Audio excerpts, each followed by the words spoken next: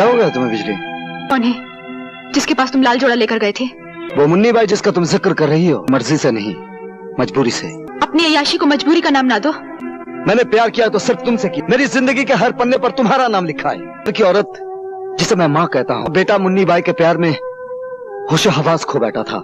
लाने के लिए मुझे मुन्नी बाई से प्यार का नाटक करना पड़ा। मेरी आंखों में आंखें डालो और होंठों पे होंठ। वो झूठ था, ये सच है। अब तो यकीन आया ना।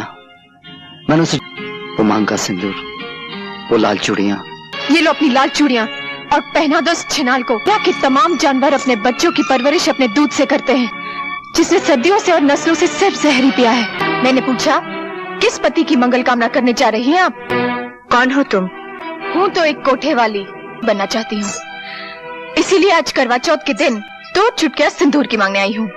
फिर मेरे मंदिर जैसे घर पर नजर करो और फिर इस सुहाग के जोड़े पर नजर डालिए। आपका दूसरा बेटा रवि खुद मेरे पास लेकर आया था। जिंदगी स्वर्ग बना दूंगी। चुप हो जाओ। एक शादी के बाद दूसरी शादी करते हुए क्या बकवास कर रही हो? तुम्हारी एक औलाद भी हुई थी, क्या ये भी झूठ है? आपने मरा हुआ करार दिया था। और फिर वो तमाम जेवर चाहिए तिजोरी में बंद कर रखे हैं। हाथ काटने ही है तो अपनी बीवी के काटिए जिसने आपकी नाक कटा रखी। जो कुछ इसने कहा क्या वो सच है? इतना बड़ा सच छुपाया तुमने मुझसे? तुमने मेरे साथ क्यों किया? आखिर क्यों? वक्त से बढ़कर धोखेबाज कोई नहीं होता।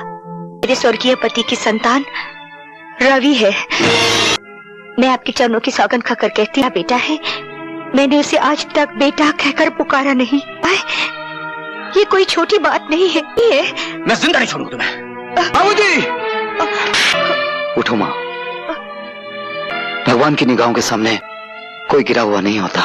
बाबूजी, पहाड़ से फेंका हुआ आदमी शायद बच जाए, नजरों से गिरा हुआ आदमी कभी नहीं बचता। मेरी नजरों से गिर गए। रवि! मैं इतना ऊंचा नहीं सुनता आदमी की बात ना सुन सकूं। मेरी माँ कितनी महान है, इसने कितना बड़ा त्याग किया है, लेकिन मेरी माँ ने वो करके दिखाया है। नीच कमीने मेरे ही टुकड़ों पर पलता और मुझसे सवाल लड़ाता है।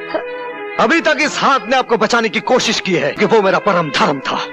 माँ पर अगर किसी ने हाथ उठाया तो यह हाथ माँ के बेटे का फौलादी हाथ बन जाएगा। नहीं रवि, मैं इन्हें छोड़कर कहीं नहीं जाऊंगी। मैं डोली में बैठ कर आई थी, अब तो इस घर से मेरी मिट्टी उठेगी। मिट्टी ही हो, जब चाह उठ जाओ। उन लोगों की मिट्टी उठेगी जो तुम्हारी मिट्टी खराब करना चाहते। क्षमा और दया का दान तुम्हें इन दरवाजों से नहीं मिलेगा माँ।